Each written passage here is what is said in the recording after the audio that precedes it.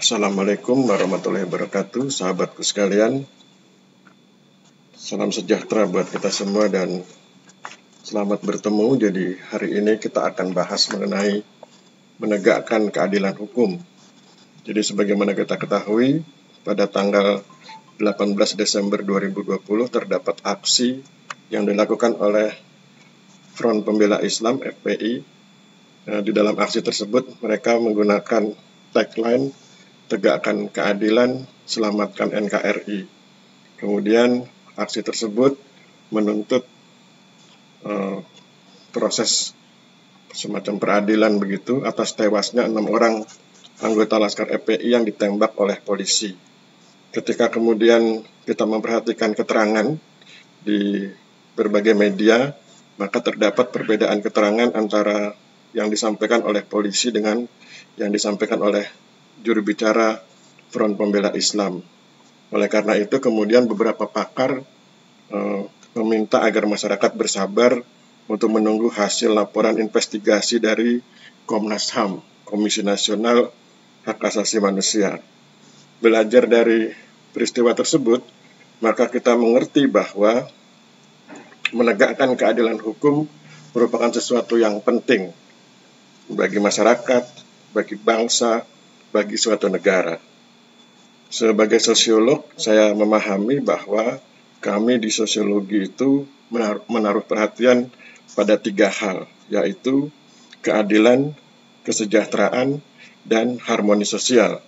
Sementara itu ketika kami memperhatikan teman-teman para ahli hukum dan praktisi hukum, mereka juga menaruh perhatian pada keadilan, kepastian, dan kemanfaatan hukum, sehingga kemudian ada titik temu antara sosiolog dengan para ahli hukum dan praktisi hukum, yaitu pada isu mengenai keadilan. Oleh sebab itu, pada hari ini kita akan bahas menegakkan keadilan hukum.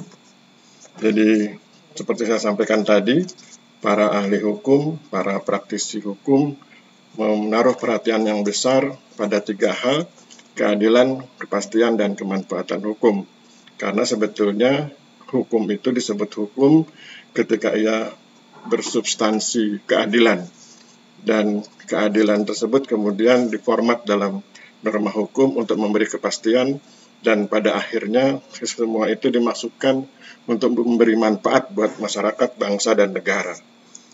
Sekarang mari kita lihat bagaimana keadilan itu dimaknai. Keadilan dapat dimaknai sebagai pembagian yang konstan dan terus-menerus untuk memberikan hak setiap orang. Keadilan juga dapat dimaknai sebagai prinsip umum tentang kelayakan atau fairness dan penggunaan kekuasaan untuk mempertahankan kebenaran. Keadilan juga dimaknai sebagai suatu hal penting yang intinya berupa prinsip untuk menghindari tindakan yang menyebabkan penderitaan, kerugian, dan rasa sakit bagi orang lain.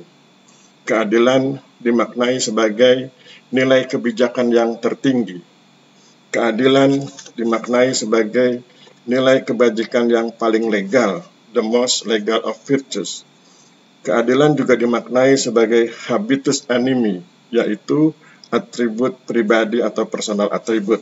Keadilan juga dimaknai sebagai fokus utama dari suatu sistem hukum. Jadi sistem hukum tanpa keadilan bukanlah sistem hukum. Kemudian bagaimana kepastian hukum itu dimaknai?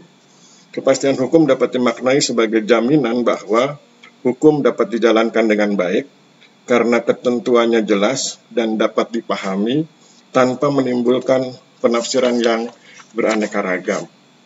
Setelah keadilan dan kepastian hukum, barulah kemudian dapat diharapkan adanya kemanfaatan hukum yang dapat dimaknai sebagai faedah adanya hukum bagi masyarakat, atau tepatnya ingin menjamin kebahagiaan bagi manusia dalam jumlah yang sebanyak-banyaknya. Kemanfaatan hukum juga dipandang sebagai tujuan dari adanya hukum, terutama ketika dikaitkan dengan keteraturan dan ketertiban. Hukum merupakan alat untuk mengatur tingkah laku manusia dan masyarakat agar sesuai dengan norma yang berlaku.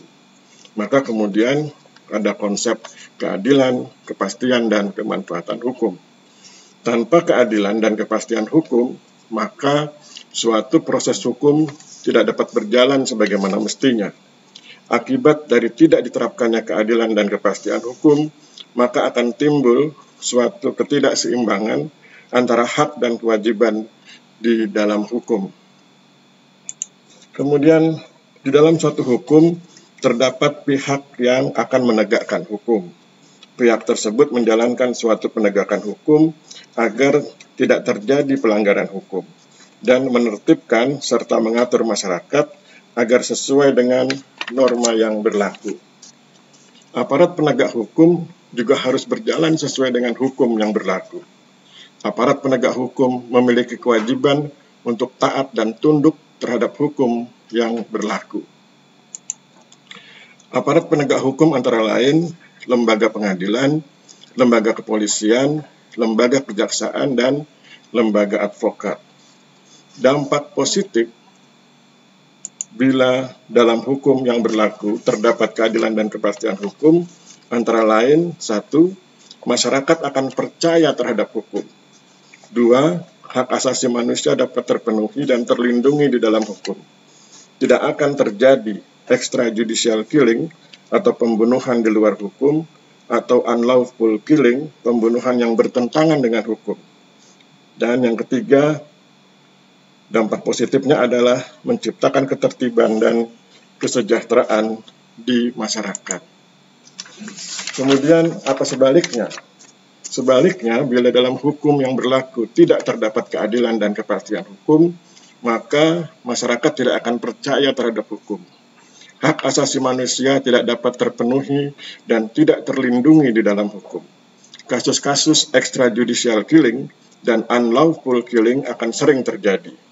Dan yang ketiga, dampaknya adalah menghancurkan ketertiban dan menghalangi kesejahteraan serta harmoni sosial.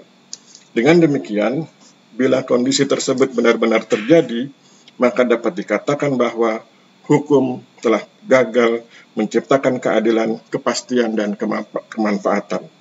Oleh sebab itu, menjadi penting buat kita untuk mendukung upaya menegakkan keadilan hukum. Saya pikir demikian yang bisa saya sampaikan. Mohon maaf bila ada kesalahan. Wabillahi taufiq wal hidayah. Wassalamualaikum warahmatullahi wabarakatuh.